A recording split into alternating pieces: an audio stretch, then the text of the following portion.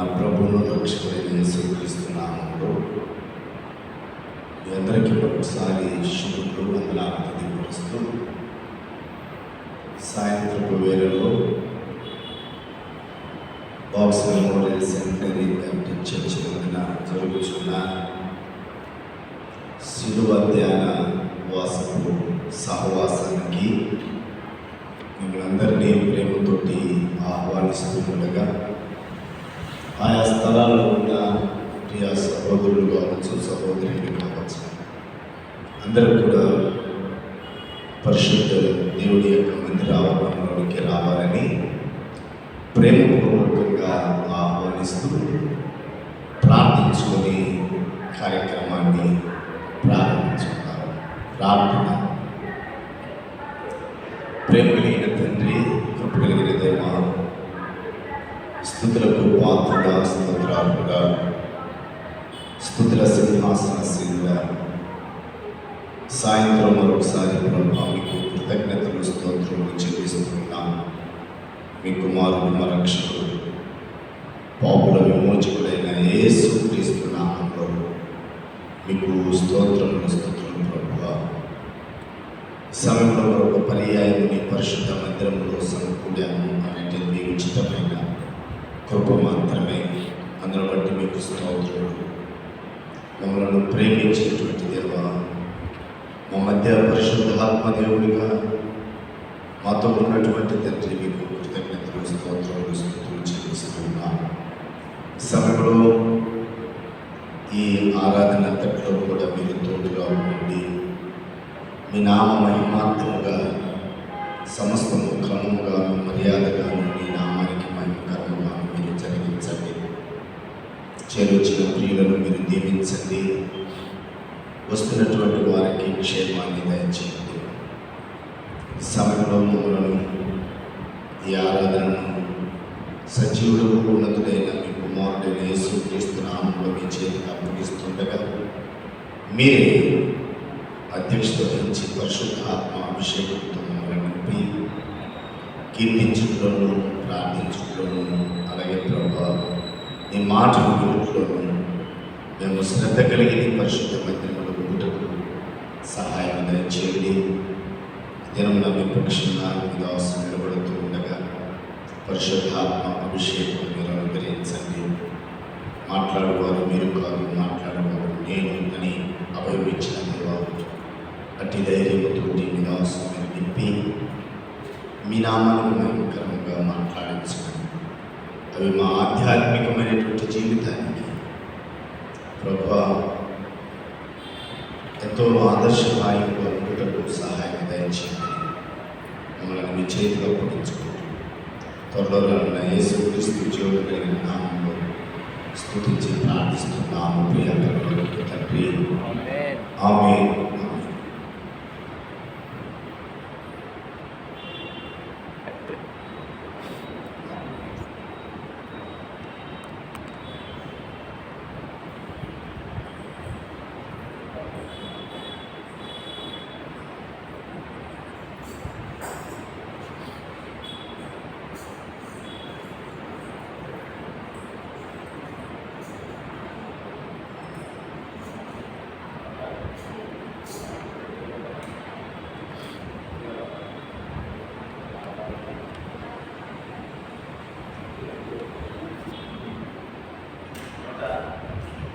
క్రైస్తవ కీర్తన పుస్తకం నుండి ఫాలో అవుతుంది.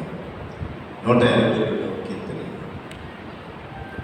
ఎంతో దుఃఖము పొందితివిరా, నా కొరకెంతో దుఃఖము పొందితివిరా, పొందితివా అనేటువంటి కీర్తనను పాడుతూ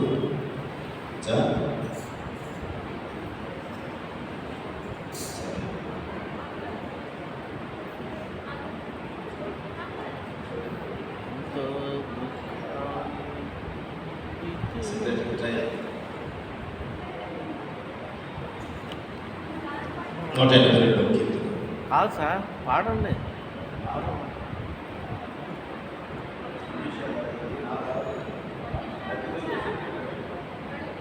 వచ్చు, అందరికి వచ్చు సార్, తీసుకోండి. అందరికి వచ్చు సార్, ఇది అందరికి వచ్చింది. ఆ,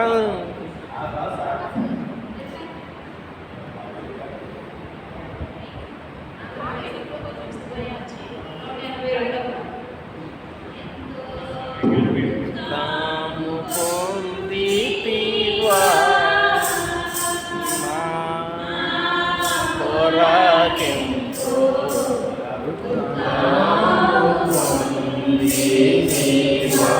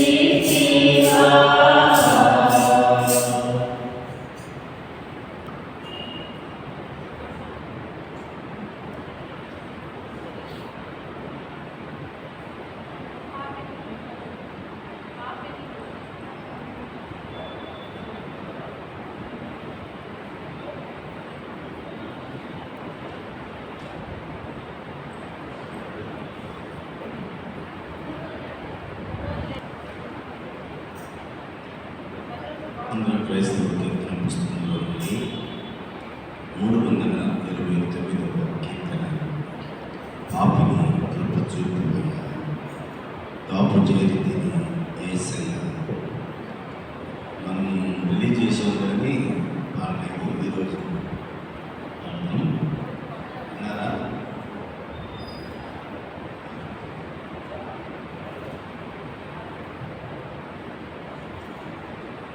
పాపిని కృప చూపవయ్యా,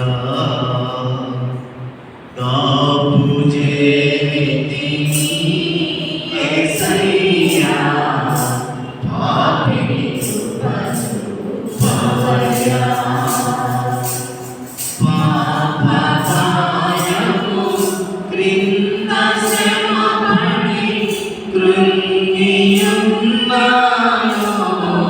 యేసయ్యా. పాపభారము క్రింద శ్రమపడి కృంగియున్నాను యేసయ్యా.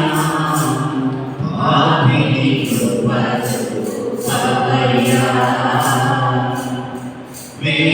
వేషభాషల తోడనిండి మోసపోయితి యేసయ్యా. వేషభాషల తోడనిండి మోసపోయితి యేసయ్యా. దోషిలోకి నిన్ను చేరితి, దోషిలోకి నిన్ను చేరితి, దాసునిగా ప్రభు యేసయ్యా. పాపిని కృప చూపవయ్యా, నీతి లేని నాదు జీవిత మేలని కనయ్యా యేసయ్యా. నీతి లేని నాదు జీవిత మేలని కనయ్యా యేసయ్యా. నీతి గలపి త్రోవునయ్యా, నీతి గలపి త్రోవునయ్యా, నీతి నిలవయ్యా యేసయ్యా. పాపిని కృప చూపవయ్యా, నీదు సిలువలోని ప్రేమ నిలిచగలమునా యేసయ్యా. నీదు సిలువలోని ప్రేమ నిలిచగలమునా యేసయ్యా. నాకు కలుషమంతా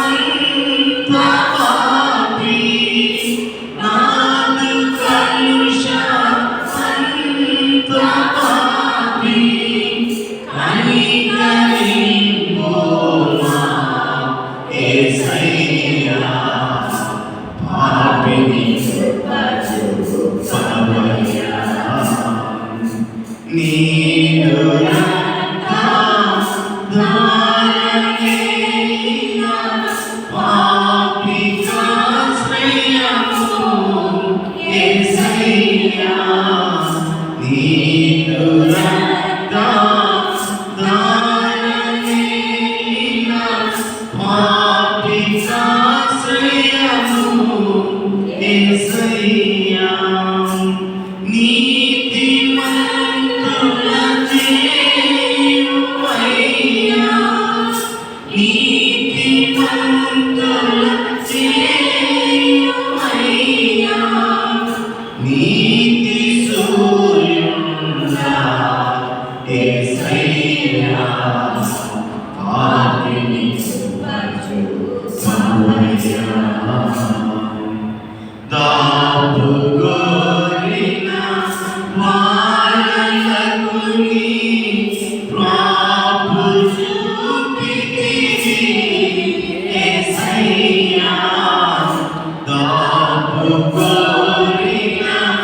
వారలకు నీ ప్రాపు చూపితివి యేసయ్యా, పాప శాపము పాపినియా, పాప శాపము పాపినియా, జీవనిడమయ్యా యేసయ్యా, పాపిని కృప చూపవయ్యా. శాంతి గోరు వారనెలని చెంత కలిగినచో యేసయ్యా, శాంతి గోరు వారనెలని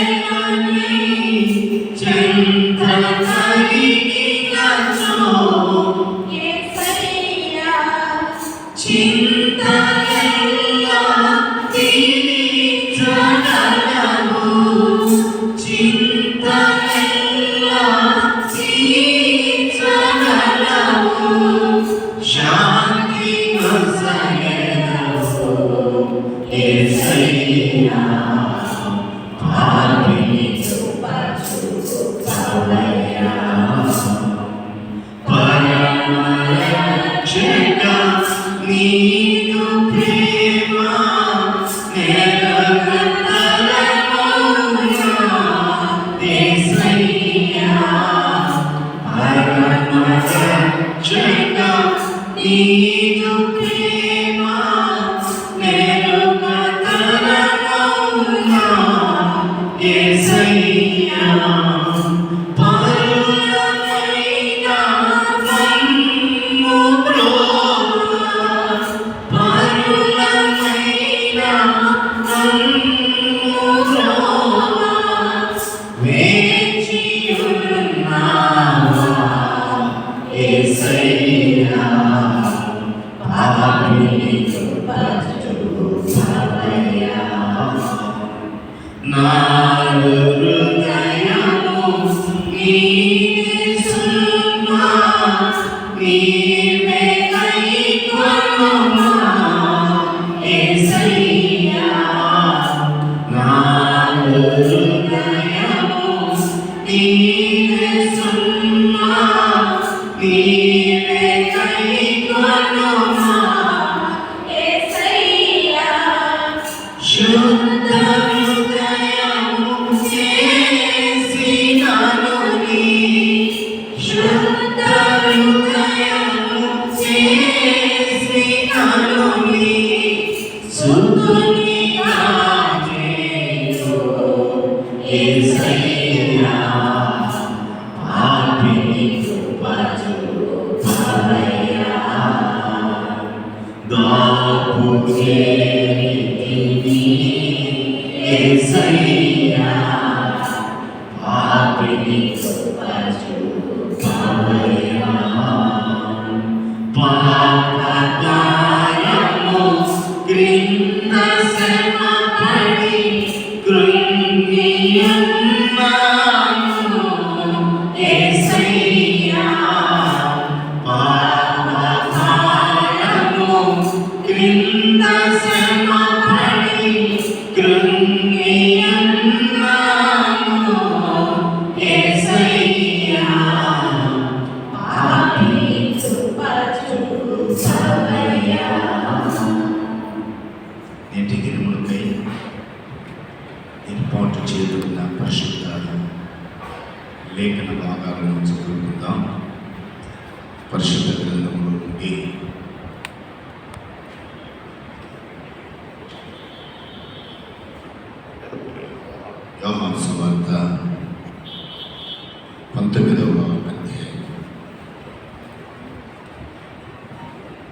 సువార్త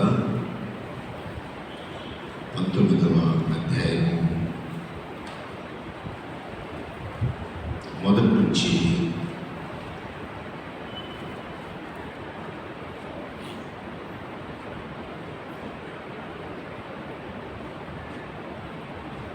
19వ అధ్యాయము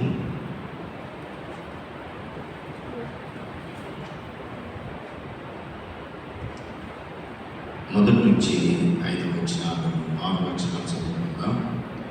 మధ్యలో ఉన్నటువంటి ఇజ్రాయెల్ సంబంధించిన భాగాలను చదువుతారు. యోహాను సువార్త 19వ అధ్యాయము మొదటి 6 వచనాలు.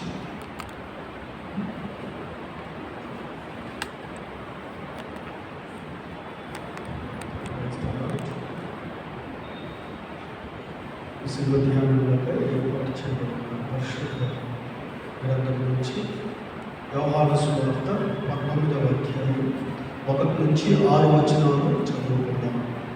అప్పుడు పిలాతు యేసుని పట్టుకొని ఆయనను కొరడాలతో కొట్టించెను. సైనికులు ముళ్ళతో కిరీటములు అల్లి ఆయన తల మీద పెట్టి ఉదారంలో వస్త్రము ఆయనకు తొలగించి ఆయన యొద్దకు తెచ్చి, యూదుల రాజా శుభముని చెప్పి ఆయనను అరచేతులతో కొట్టిరి.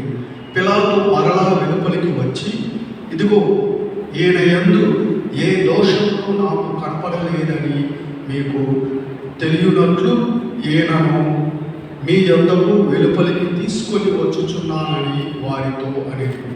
ఆ ముళ్ళ కిరీటమును ఉదారంలో వస్త్రమును ధరించిన వాడై యేసు వెలుపలికి రాగా పిలాతు, ఇదిగో ఈ మనుష్యుడు అని వారితో చెప్పాడు.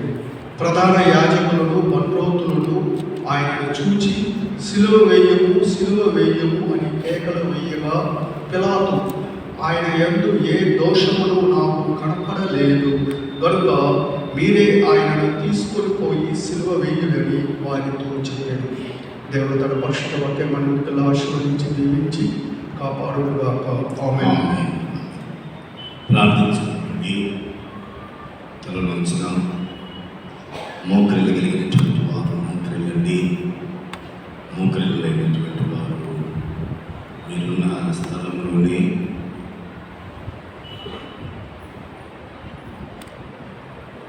సంవత్సరాలు మీరు కూడా ఉన్నారా? సంవత్సరం అంటే డైలీ అని చెప్పుకుంటూ పోతున్నాను మనకి ఇప్పుడే.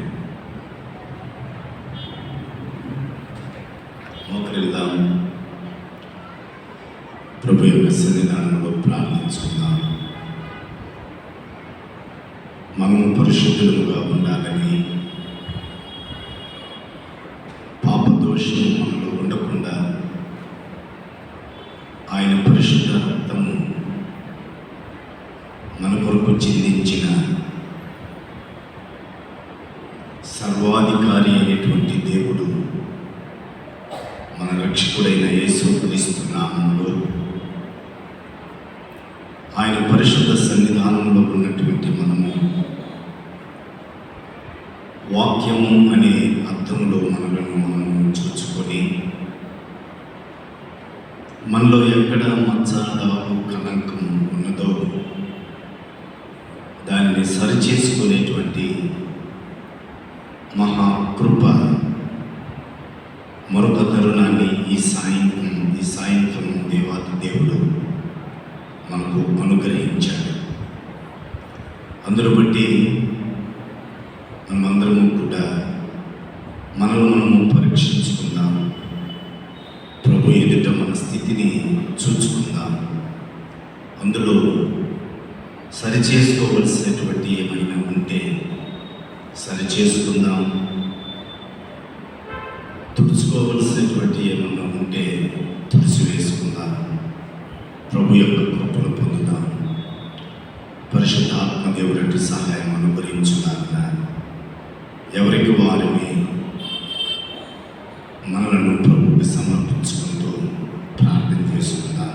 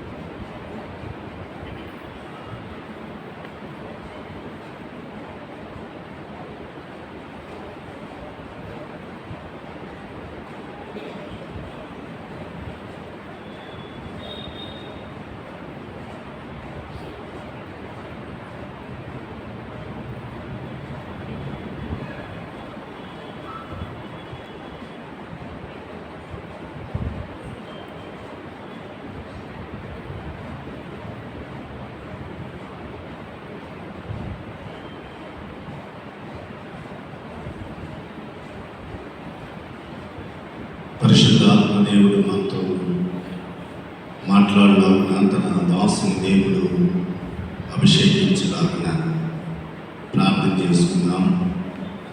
పెద్దింటి ఝాన్సీ గారు వచ్చి ప్రార్థించాల్సిందిగా ప్రేమతోటి ఆహ్వానిస్తూ ఉన్నాం.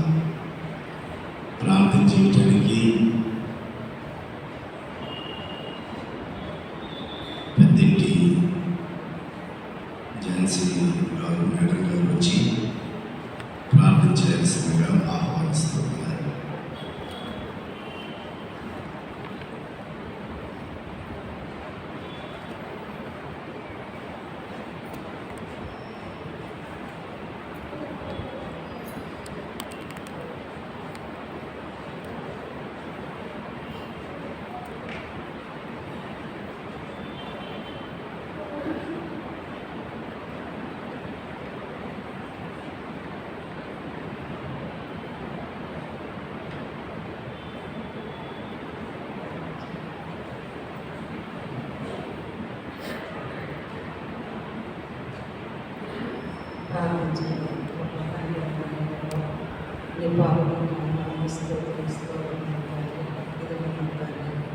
సాయంకాల సమయం ఆయన ప్రార్థించుకున్నట్టు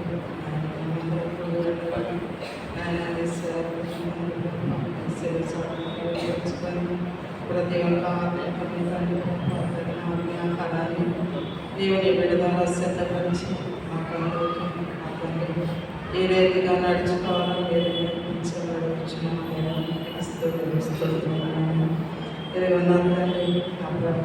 సమస్తలు నాయన మీరు చిత్తపోయేది కనుక ఎప్పుడు దాకా నా తండ్రి రావాల్సిన బిడ్డను మీరు నడిపించండి. ఇప్పుడు వరకు వచ్చిన బిడ్డలు దీవించండి. మైక్ ద్వారా వినే బిడ్డలు కూడా మీరు రక్షణ ఇచ్చేయండి. రాలేక ఎంతమంది బిడ్డలు వెనకబడి ఉంటున్నారు తండ్రి, వారు నా తండ్రి నా ప్రభావ మైక్ ద్వారా వినే తండ్రి వారికి విశ్వాసం కలిగి నాయన ఎలా జీవించాలో నేను వరకు సృష్టిస్తాను.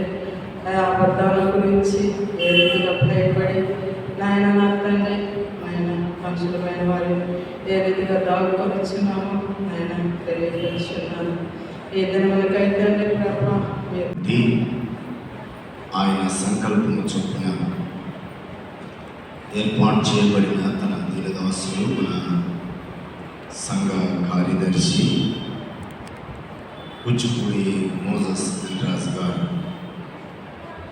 దేవుడు వారిని బలపరిచి మన పక్షంగా ఆయన పక్షం నిలబడి మనకు ఆత్మీయమైనటువంటి వర్తమానాన్ని అందించాల్సిందిగా ప్రేమతోటి కూచిపూడి మోజస్ రాజు గారు సంఘ కార్యదర్శి గారిని ప్రేమతో ఆహ్వానిస్తూ ఉన్నాం.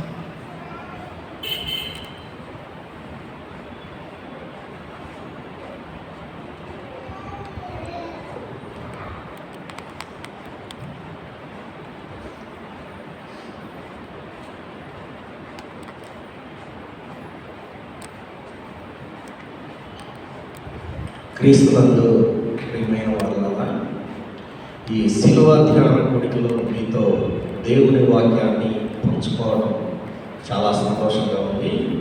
అందు నిమిత్తం ముందుగా మన ప్రభువును రక్షకుడైన యేసుక్రీస్తు అతి పరిశుద్ధ నామమునకు స్తుతులు స్తోత్రములు చెల్లిస్తున్నాను. మీకు వందనాలు తెలియజేస్తున్నాను. ఈరోజు మన ధ్యానాంశం నిర్దోషి. నిర్దోషి అంటే ఎవరు? దోషి అంటే ఎవరు? అపరాధి అని ఎవరిని అంటారు? ఈ అంశాలు చాలామందికి తెలిసి ఉన్నప్పటికీ ఈ విషయాలను మరలా మనం మననం చేసుకోవాలని నేను ఆశపడుతున్నాను. పరిశుద్ధ గ్రంథంలో చెప్పబడినటువంటి విషయాల ప్రకారం నిర్దోషి అంటే పాపరహితమైన శుద్ధమైన మనస్సు కలిగి దేవుని దృష్టిలో నిష్కలంకంగా జీవించే వ్యక్తి అని పరిశుద్ధ గ్రంథంలో వ్రాయబడి ఉన్నది. అలాగే నిర్దోషి అనంటే సాధారణంగా న్యాయస్థానంలో కొన్ని ఆరోపణలు, అభియోగాలు, నేరాలు మోపబడి న్యాయస్థానంలో నిలబడి ఆ ఆరోపణలు, అభియోగాలు, నేరాలు ఆయనపై నిరూపితం రుజువు కానప్పుడు సంబంధిత వ్యక్తిని నిందితుడైన వ్యక్తిని నిర్దోషి అని అంటారు. అయితే ముందుగా నేను చిన్న ప్రార్థనతో మనం ఇంకా అన్ని విషయాలను ధ్యానించుకుందాం. ప్రార్థన, అందరూ కళ్ళు మూసుకున్నట్లయితే చిన్న ప్రార్థన. కృపాసత్య సంపూర్ణుడైన మహోన్నతుడా, నీ పాదములకు స్తుతులు స్తోత్రములు చెల్లించుచున్నాం తండ్రి. ఈ శిలువ ధ్యాన ఉపవాస కోడికలో సంఘము ఎదుట నన్ను నిలవబెట్టినందుకు, ఈ శ్రేష్టమైన సమయాన్ని నాకు ఇచ్చి దైవ వర్తమానాన్ని అందించడానికి మీరు చూపినటువంటి కృపను బట్టి మీకు వేలాది స్తుతులు స్తోత్రములు చెల్లించుచున్నాం తండ్రి. నేను అల్పుడను, అయోగ్యుడను, అనర్హుడను అయినటువంటి నన్ను మీరు మరుగుపరచండి. నా హృదయంలో మీరు ఉండండి. నా మనస్సును, నా ఆలోచనలను మీరే సరిచేయండి. నా స్వరం ద్వారా మీరు మాట్లాడాలని తండ్రి మిమ్మల్ని వేడుకొచ్చున్నాను. అదేవిధంగా నేను చెప్పబోయే ఆత్మీయ సంబంధ విషయాలు మీకు మహిమకరంగా, మా జీవితాలకు దీవెనకరంగా ఉండేలా మీరు నన్ను ఆయత్తపరచాలని మిక్కిలి మిమ్మల్ని ప్రార్థిస్తూ ఉన్నాను. అలాగే తండ్రి, ఇంకా రావాల్సిన వారు ఈ శిలువ ధ్యాన కూడికకు, వారందరినీ కూడా వేగంగా ఇక్కడికి రప్పించేలా మీరు చేయమని మిమ్మల్ని ప్రార్థిస్తున్నాను. అలాగే తండ్రి, వాక్యంలోని ఏ దోషము లేకుండా నేను చెప్పగలిగేటువంటి స్వరాన్ని నాకు ఇవ్వండి. మీరే మాట్లాడండి. ఈ దినమంతయు మీ కాపుదలలో మమ్మల్ని భద్రపరచమని యేసుక్రీస్తు శ్రేష్టమైన నామమున అడిగి వేడుకొంచున్నాం తండ్రి. ఆమేన్. క్రీస్తునందు ప్రియమైన వాళ్ళారా, దోషి, నిర్దోషి, అపరాధి అనంటే, మరి దోషి విషయానికి వస్తే ఆరోపణలు, అభియోగాలు, నేరాలు ఆ న్యాయస్థానంలో నిరూపితమైతే ఆయనను దోషి అంటారు. అలాగే ఆ దోషికి శిక్ష విధింపబడి కొంత జరిమానా విధించడం వలన అతనిని అపరాధి అని కూడా అంటారు. అంటే దోషి అపరాధి కూడా అవుతాడు. కానీ నిర్దోషి ఆయన మీద మోపబడినటువంటి అభియోగాలు, ఆరోపణలు, నేరాలు ఎటువంటివి కూడా రుజువు కానప్పుడు ఆయనను నిర్దోషి అంటారు. అయితే మనం ధ్యానిస్తున్న నిర్దోషి, ప్రస్తుతం మనం ధ్యానిస్తున్నటువంటి నిర్దోషి యేసుక్రీస్తు అని మనం గ్రహించాలి. అయితే నిజంగా ఈయన దోష అందరి ముందు నిలవబెట్టినప్పుడు, న్యాయస్థానంలో ఆయన్ని నిలవబెట్టినప్పుడు అందరూ దోషి అని అన్నారు. అయితే అన్నటువంటి ప్రజలెవరు అనేది కూడా మనం చూద్దాం. అయితే ఈ దోషిగా నిలబెట్టినటువంటి యేసుక్రీస్తు పరిశుద్ధుడు. ఆయన జననమే పరిశుద్ధమైనది, పవిత్రమైనది. కన్య అయిన మరియకు పరిశుద్ధాత్మ వరం వలన ఆయన జన్మించాడని మనందరికీ తెలుసు. ఆ విషయాన్ని మత్తయి సువార్త 1వ అధ్యాయము 20-22 వచనాల్లో ఆ విషయం రాయబడి ఉంది. మత్తయి సువార్త 1వ అధ్యాయం 20-22 వచనాలు.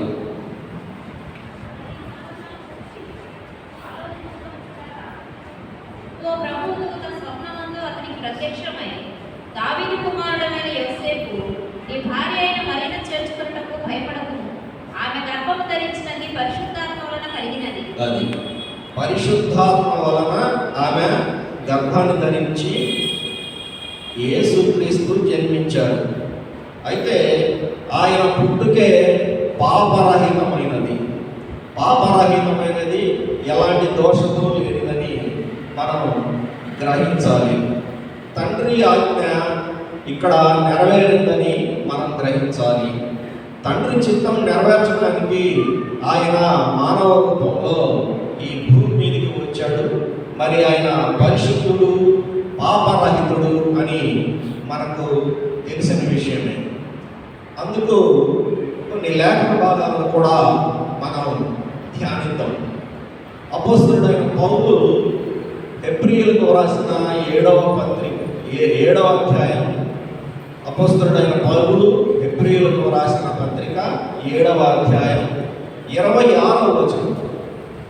పరిశుద్ధుడును, నిర్దోషియు, నిష్కల్మషుడును, పాపులలో చేరక ప్రత్యేకంగా ఉన్నవాడును, ఆకాశ మండలము కంటే మిక్కిలి హెచ్చైన వాడనైన బట్టి ప్రధాన యాజకుడు మనకు సరిపోయిన వాడు. ధర్మశాస్త్రము పవిత్రతల గల మనుషులని యాజకులుగా నియమించాడు. చాలు. పవిత్రుడును, నిర్దోషుడు, నిష్కల్మషుడు, పాపులలో చేరక ప్రత్యేకముగా ఉన్నవాడును, ఆకాశ మండలము కంటే హెచ్చైన వాడైనా. పవిత్రుడును, నిర్దోషుడు. అక్కడ మనకి మనుష్యులు నియమించుకున్న యాజకుల గురించి, సంపూర్ణ సిద్ధి పొందిన దేవుని కుమారుడైన యేసుక్రీస్తు యాజకత్వం గురించి చెప్పబడిన సంగతులవి. అపోస్తలుడైన పౌలు చెప్పిన ఈ విషయాలను మనం ధృవీకరించుకోవచ్చు. ఆయన పవిత్రుడును, నిర్దోషియు, నిష్కల్మషుడు, పాపులలో చేరక ప్రత్యేకంగా ఉన్నటువంటి ఆయన యేసుక్రీస్తు. ఆయనను దోషిగా నిలబెట్టడం జరిగింది. రెండవదిగా గమనిస్తే పేతురు రాసిన మొదటి పత్రిక 1వ అధ్యాయం 19వ వచనాన్ని ఒకసారి చూద్దాం. పేతురు రాసిన అమూల్యమైన రక్తం చేత అనగా నిర్దోషమును, నిష్కలంకమునగు గొర్రెపిల్ల వంటి క్రీస్తు రక్తం చేత విమోచింపబడిందిరని మీరు ఎరుగుదురు కదా. ఇక్కడ కూడా అమూల్యమైన రక్తం చేత అనగా నిర్దోషమును, నిష్కలంకమునగు.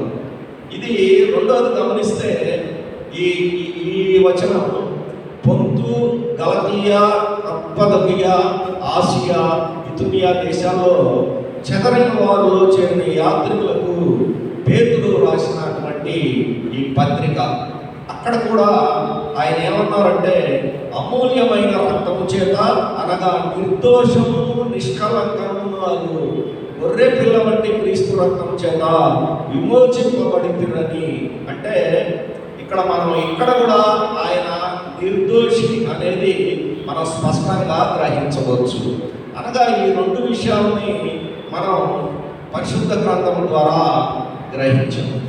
అయితే క్రీస్తును దోషిగా నిలబెట్టింది ఎవరు? క్రీస్తును దోషిగా నిలబెట్టింది ఎవరు? ఎందుకు నిలబెట్టారు? అయితే నేనంటాను, యేసు క్రీస్తును దోషిగా నిలబెట్టింది మనమే, స్వజనమే నిలబెట్టారంటాను నేను. ఎందుకంటే పరిశుద్ధుడైనటువంటి యేసుక్రీస్తు ద్వారా అనేక మేలు పొంది స్వస్థతను పొంది ఆయన చేసిన సూచక క్రియలను, అద్భుత కార్యాలను, ఆశ్చర్య కార్యాలను చూసి అబ్బురపడినటువంటి జనాంగమే, ఆయన దేవుడని నమ్మినటువంటి జనాంగమే ఆయనను దోషిగా నిలబెట్టిందని నేను చెప్పగలను. మరి కొందరు ఏమన్నారంటే యేసుక్రీస్తుపై ఏమి అభియోగాలు మోపారంటే ఆయన విప్లవకారుడని, ప్రజలను రెచ్చగొడుతున్నాడని, సుంకాలు చెల్లించవద్దని చెబుతున్నాడని, రోమా ప్రభుత్వాన్ని అస్థిరం చేసి ప్రజల్లో అలజడి సృష్టిస్తున్నాడని, కుట్రపూరితంగా వ్యవహరిస్తున్నాడని, ప్రజలని చిన్నాభిన్నం చేస్తున్నాడని అనేక నిందారోపణలు ఆయనపై మోపారు. అలాగే యూదుల రాజుగా ప్రకటించుకున్నాడని అనే విషయాన్ని కూడా వాళ్ళు ప్రస్తావించారు. ఆ రకంగా ఆయనను దోషిగా నిలబెట్టారు. ఇంకా మరి కొందరు ఏమంటారంటే ఏ తప్పు చేయకపోతే ఇట్లాంటి అభియోగాలు, ఆరోపణలు చేసినప్పుడు ఆయన సమాధానం చెప్పకుండా ఎందుకు మౌనంగా ఉన్నారు అని కూడా అడుగుతారు. అంటే ఆయన దోషే కదా, సమాధానం చెప్పొచ్చు కదా అని వాళ్ళు వాదించి మరి ఆయన్ని దోషిగా నిలబెట్టారు. అయితే మన స్వజనులతో పాటు ప్రధాన యాజకులు మరియు పెద్దలు కూడా ఆయనను దోషిగా నిలబెట్టారు. ప్రధానంగా ప్రధాన యాజకుల్లో ఉన్నటువంటి ఈ విషయం ఏంటంటే అధికారత, వారిలో ఉన్నటువంటి అధికారత. ఈయన అనేక సూచక్రియలు చేస్తున్నాడు, దేవుని వర్తమానాన్ని బోధిస్తున్నాడు, గుడ్డివారికి స్వస్థత చేకూరుస్తున్నాడే, ఇక మన ఆటలు సాగవు అని చెప్పి వాళ్ళు ఆయనను దోషిగా నిలబెట్టారు. ఆయన బోధలకు విపరీతంగా జనం రావడం, అద్భుత కార్యాలు చేయడం, ఇక ఈయన ఇదే విధంగా కొనసాగితే వారి అకృత్యాలు, వారి కార్యాలు నెరవేరు అని చెప్పేసి ప్రధాన యాజకులు ముఖ్యంగా ముందు నిలిచి ఆరోపణలు చేయడం ప్రారంభించారు. ఇంకొక విషయం, ప్రాముఖ్యమైనటువంటి విషయం ఏంటంటే ఆలయాలను వ్యాపార కేంద్రాలుగా వాళ్ళు చేయడాన్ని యేసుక్రీస్తు వ్యతిరేకించారు. దాన్ని వాళ్ళు జీర్ణించుకోలేక ఇప్పుడు సరిగ్గా మనకు సమయం దొరికిందని చెప్పి వాళ్ళు నిందల మోపడం ప్రారంభించారు. ఎందుకంటే ఆ ప్రధాన యాజకులు వాళ్ళు చెప్పిన చోటనే అన్నీ కొనుగోలు చేయాలని, తర్వాత గొర్రెలను కానీ అంటే బలి అర్పణలకు ఇవ్వడానికి వచ్చినటువంటి గొర్రెలని వాళ్ళు చెప్పిన చోటే కొనాలని, ఇతర సామాగ్రిని కూడా అక్కడే కొనాలని వాళ్ళు హుకుం జారీ చేయటం, అవన్నీ ప్రజలు చేస్తూ ఉండటం యేసయ్యకు నచ్చక ఆయన వాటన్నిటినీ అడ్డుకున్న విషయాలు పరిశుద్ధ గ్రంథంలో కూడా మనం చూస్తాం.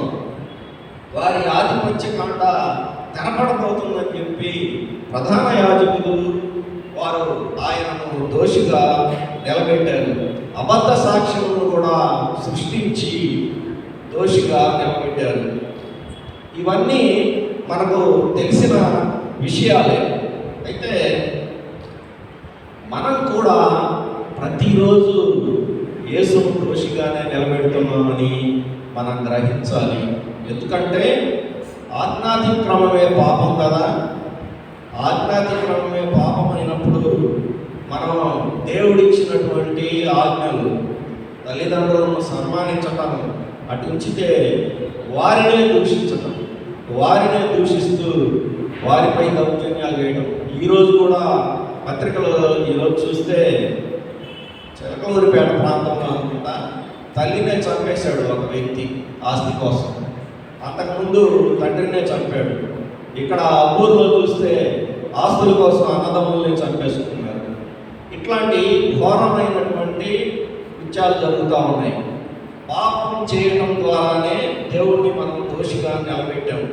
సహోదరుల మధ్య సమాధానం లేకపోవటం, ప్రేమ లేకపోవటం, సంఘంతో సమాధానం లేకపోవటం, పొరుగు వారిపై అసూయ, ద్వేషం, పగ పెంచుకోవటం, ఇట్లాంటివన్నీ కూడా పాపాలుగానే మనం పరిగణించాలి. తరువాత మనది కానిటువంటిది పొరుగు వారిని కూడా ఆశించడం కూడా తప్పేనని మనం భావించాలి. ఆ రకంగా మనం ఎన్నో పాపాలను చేస్తూనే ఉన్నాం. అది సరే, న్యాయస్థానంలో నిర్దోషి అయినటువంటి యేసుక్రీస్తుని నిలబెట్టినప్పుడు అక్కడ జరిగిన విచారణ ఏంటి అంటే, ఇప్పుడు ఒక ఆరోపణలతో వచ్చినటువంటి నిందితుడిని అక్కడ ఉన్నటువంటి న్యాయాధిపతి విచారిస్తారు కదా. ఆ రకంగా ఆయన విచారించిన అధికారి, రాజు, తదితరులు ఏమన్నారో మనం ఒకసారి మననం చేసుకుందాం. అందరికీ తెలిసిన విషయాలే. వారి మాటల్లోని సత్యాలను మనం సాక్ష్యంగా తీసుకొని గమనిద్దాం. మొదటి సాక్ష్యం పిలాతు ఏం చెప్పాడు అనేది. మొదటి సాక్ష్యాన్ని గమనిస్తే యోహాను సువార్త 19వ అధ్యాయం 4వ వచనం. యోహాను మరలా వెలుపలికి వచ్చి పిలాతు మరలా వెలుపలికి వచ్చి చదవండి. ఇదిగో ఈయన యందు ఏ దోషములు నాకు కనబడలేదని మీకు తెలియనట్లు ఈయనని మీ యొద్దకు వెలుపలికి తీసుకుని వచ్చుచున్నానని వారితో అనెను.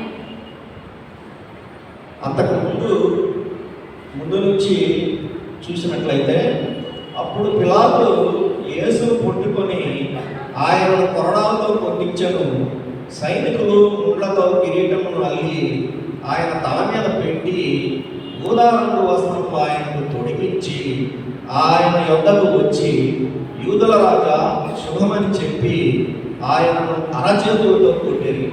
పిలాతు మరలా వెలుపలికి వచ్చి, ఇదిగో ఈయన యందు ఏ దోషమును నాకు కనపడలేదని, ఏ దోషమును ఆయనకు పిలాతుకు కనపడలేదు. పిలాతు యేసుక్రీస్తు పట్ల వాస్తవం గ్రహిస్తే ఆయన పట్ల, యేసుక్రీస్తు పట్ల చాలా వ్యతిరేకంతో ఉన్నట్టు మనకు పరిశుద్ధ గ్రంథంలో నుంచి తెలుస్తుంది. కానీ ఆయన విచారించిన తర్వాత, ఇదిగో ఈయన యందు అంటే యేసుక్రీస్తు యందు ఏ దోషము నాకు కనపడలేదని నీకు తెలియనట్లు ఈయన మీ యొద్దకు వెలుపలికి తీసుకొని వచ్చుచున్నానని చెప్పాడు. ఆ తర్వాత గవర్నర్ అయిన పిలాతు ఇంకొక విషయాన్ని కూడా చెప్పాడు. అది కూడా మనం గమనిద్దాం. అదేవిధంగా లూకాసు వార్త 23వ అధ్యాయం 4వ వచనం. లూకాసు వార్త 23వ అధ్యాయం 4వ వచనం. పిలాతు ప్రధాన యాజకులతోనూ జన సమూహములతోనూ ఈ మనుషుని యందు నాకు ఏ నేరమును కనపడలేదని. ఏ నేరమును కనపడలేదు ఈ మనుష్యుని యందు. ఈ మనుషుడంటే యేసుక్రీస్తు. ఈయనందు ఏ నేరమును కనపడలేదు అంటే పిలాతు భావం అంటే ఆయన విచారించిన తీరును బట్టి ఆయనకు అర్థమైన విషయం ఏంటంటే యేసుక్రీస్తు దోషరహితుడు, నేరరహితుడు అని పిలాతు స్పష్టంగా ప్రకటించారు. తర్వాత ఇంకొకటి కూడా అక్కడే లూకాసు వార్త 23వ అధ్యాయం 14వ వచనంలో కూడా ఒక మాట వ్రాయబడి ఉంది. ప్రజలు తిరగబడినట్లు చేయుచున్నాడని మీరు ఈ మనిషిని నా యొద్దకు తెచ్చితిరే. ఇదిగో నేను మీ ఎదుట ఇతను విమర్శింపగా మీరు అతని మీద మోపిన నేరములలో ఒక్కటైనను నాకు కనబడలేదు. నేరములలో ఒక్కటైనను కనబడలేదు. ఎందుకంటే ఆయన మీద మోపినటువంటి నేరాలు ఏవి కూడా రుజువు కాలేదు. ఆ నేరాల్లో ఒక్కటైనను కూడా కనబడలేదని పిలాతు చెప్పాడు. యాక్చువల్గా పిలాతు అన్యజనుడు, గవర్నర్. అక్కడ ఆ గవర్నర్ విచారించినది ఈయన దోషరహితుడు, నేరరహితుడు, ఎటువంటి నేరము నాకు కనపడలేదు అని చెప్పేసి పిలాతు చెప్పటాన్ని మనం మొదటి సాక్ష్యంగా తీసుకుందాం. అంటే మనం కూడా ఈ పరిశుద్ధ గ్రంథం నుంచి కొన్ని విషయాలను పరిశీలిద్దాం, అధ్యయనం చేద్దాం, ధ్యానం చేద్దాం. ఆ రకంగా గమనిస్తే ఈ మొదటి సాక్ష్యం పిలాతు ఏం చెప్పారంటే యేసుక్రీస్తు దోషరహితుడు, నేరరహితుడు, ఎలాంటి నేరం చేయలేదు, ఒక్కటైనను కనపడలేదు ఈయన చేసినటువంటి నేరం అని చెప్పారు. అన్యుడైనటువంటి పిలాతు, తనకు అధికారం ఉంది యేసుక్రీస్తు పట్ల, మరి ఆయనకి ద్వేషం ఉంది. ఒకానొక దశలో ఈ రకంగా చెప్పినటువంటి దోషరహితుడని చెప్పినటువంటి పిలాతు ఒకానొక దశలో యేసుక్రీస్తును విడుదల చేయాలని కూడా భావించాడు. కానీ అక్కడ ఉన్న జనసమూహం ఒప్పుకోలేదు. కాబట్టి ఈ మొదటి సాక్ష్యాన్ని మనం గమనిస్తే పిలాతు సాక్ష్యాన్ని మొదటి సాక్ష్యంగా భావిద్దాం. ఇక రెండవ సాక్ష్యాన్ని మనం గమనిస్తే యూదుల రాజు అయినటువంటి హేరోదు ఏమన్నారు? లూకాసు వార్త 23వ అధ్యాయం 11 నుంచి 15 వరకు. లూకాసు వార్త 23వ అధ్యాయం 11 నుంచి 15 వరకు. హేరోదు తన సైనికులతో కలిసి ఆయనను తృణీకరించి అపహసించి ఆయనకు ప్రశస్త వస్త్రమును తొడిగించి పిలాతునందుకు మరలా పంపెను. అంతకుముందు హేరోదును పిలాతును ఒకరికొకడు శత్రువులై ఉండి ఆ దినముననే ఒకరికొకడు మిత్రులైరి. అంతట పిలాతు ప్రధాన యాజకులను, అధికారులను, ప్రజలను పిలిపించి ప్రజలు తిరగబడినట్లు చేయుచున్నాడని మీరు మనిషిని నా యొద్దకు తెచ్చితిరే. ఇదిగో నేను మీ ఎదుట ఇతన్ని విమర్శింపగా మీరు ఇతని మీద మోపిన నేరములలో ఒక్కటైనను నాకు కనబడలేదు, హేరోదుకు కూడా కనబడలేదు. ఇక్కడ ఇందాక చెప్పిన విషయంలో ఒక్కటైనను నాకు కనపడలేదు, ఏ నేరము చేయలేదు అని చెప్పినటువంటి పిలాతు హేరోదు కూడా అదే చెప్పాడు అని ఆయన చెప్తున్నాడు. ఏంటంటే ప్రధానంగా ఆయనను తృణీకరించి అపహసించి, హేరోదు ఏం చేశారు? ఆయనను తృణీకరించి అపహసించి ఆయనను ప్రశస్తమైన వస్త్రం తొడిగించి పిలాతు వద్దకు మరలా పంపాను. అయితే హేరోదునకు కూడా ఈయన పట్ల ఏ నేరము కనపడలేదు, నేను విచారించాను, ఆయన నిరపరాధియే, దోషి కాదని చెప్పాడు. ప్రజలను ఆయన రెచ్చగొట్టలేదు, తిరుగుబాటుదారుడు కాదు అని కూడా హేరోదు చెప్పినట్లు మనం లేఖనాల ద్వారా తెలుసుకుంటున్నాం. అంటే హేరోదు చెప్పిన దాన్ని బట్టి ఆయన నిరపరాధి. ఇక మూడవ సాక్ష్యం వస్తే పిలాతు భార్య క్లౌడియా ప్రాప్యుల, ఈవిడ ఏం చెప్పింది? తీర్పుకి ఇక న్యాయస్థానంలో పిలాతు విచారిస్తున్నారు. జనసమూహం ఉంది, ప్రధాన యాజకులు ఉన్నారు, ఎవరైతే ఆరోపణ చేశారో యేసుక్రీస్తు నిలబడి ఉన్నారు. అప్పుడు ఆ విచారణ సమయంలో పిలాతు భార్య తీర్పుకు ముందే తన సాక్ష్యాన్ని తెలియజేయడాన్ని పరిశుద్ధ గ్రంథం ద్వారా మనం తెలుసుకోవచ్చు. ఎందుకంటే ఒకవేళ ఆ సమాచారం పిలాతు భార్య తీర్పుకు ముందుగా కనుక ఇవ్వకపోతే ఎక్కడ ఒక నిర్దోషి అయినటువంటి యేసుక్రీస్తుకి శిక్ష వేస్తారో అనే ఒక భయంతో ఆందోళనతో తన భర్త అయినటువంటి పిలాతుకు చెప్పినట్లు మనం లేఖనాల ద్వారా తెలుసుకోవచ్చు. ఆ విషయాన్ని కూడా మనం చూద్దాం లేఖనాల ద్వారా. మత్తయి సువార్త 27వ అధ్యాయం 19వ వచనం. మత్తయి సువార్త 27వ అధ్యాయం 19వ వచనం. అతడు న్యాయపీఠం మీద కూర్చుండి ఉన్నప్పుడు అతని భార్య భార్య, నీవు ఆ నీతిమంతుల జోలికి పోవద్దు, ఈ ప్రొద్దు ఆయనను కూర్చి నేను కలలో మిక్కిలి బాధపడుతున్నని అతని యొద్దకు వర్తమానం పంపెను. నీవు ఆ నీతిమంతుని జోలికి పోవద్దు అని. ఆ నీతిమంతుడు ఎవరు? ఆ నీతిమంతుడు ఎవరు? యేసుక్రీస్తు. ఆయన గురించి పిలాతు భార్య చెప్పినటువంటి అంశం నీతిమంతుడు. ఇక మనకి అరగంట సమయం ముగిసేలా ఉంది. 4వ సాక్ష్యం మీ ముందు ఉంచాలని భావిస్తున్నాను. ఇప్పుడు 3 సాక్ష్యాలు చూసాం. ఒకటి పిలాతు, రెండవది హేరోదు, మూడవదిగా పిలాతు భార్య గురించి విన్నాం. ఇక 4వ సాక్ష్యం వస్తే యూదా ఇస్కరియోతు. యూదా ఇస్కరియోతు ఎన్ని వెండి నాణాలకి యేసుక్రీస్తుని అన్నాడు? 30 వెండి నాణాలకి అమ్మేశాడు. ఆ తర్వాత ఆయన పశ్చాత్తాపడినట్టు మనం పరిశుద్ధ గ్రంథం ద్వారా తెలుసుకోవచ్చు. మత్తయి సువార్త 27వ అధ్యాయం 1 నుంచి 6 వరకు మనం చూస్తే, మొదటి నుంచి మత్తయి సువార్త 27వ అధ్యాయం 1 నుంచి 6 వరకు. ఉదయమైనప్పుడు ప్రధాన యాజకులను ప్రజల పెద్దలందరూ యేసును చంపించవాలని ఆయన విరోధంగా ఆలోచన చేసి ఆయనను బంధించి తీసుకొని పోయి అధిపతి అయిన పొంతి పిలాతునకు అప్పగించింది. అప్పుడు ఆయనను అప్పగించిన యోధా ఆయనకు శిక్ష విధింపబడగా చూచి పశ్చాత్తాపడి ఆ 30 వెండి నాణెలను ప్రధాన యాజకుల యొద్దకును పెద్దల యొద్దకును మరలా తెచ్చి, నేను నిరపరాధ రక్తము అప్పగించి పాపం చేసిందని చెప్పాను.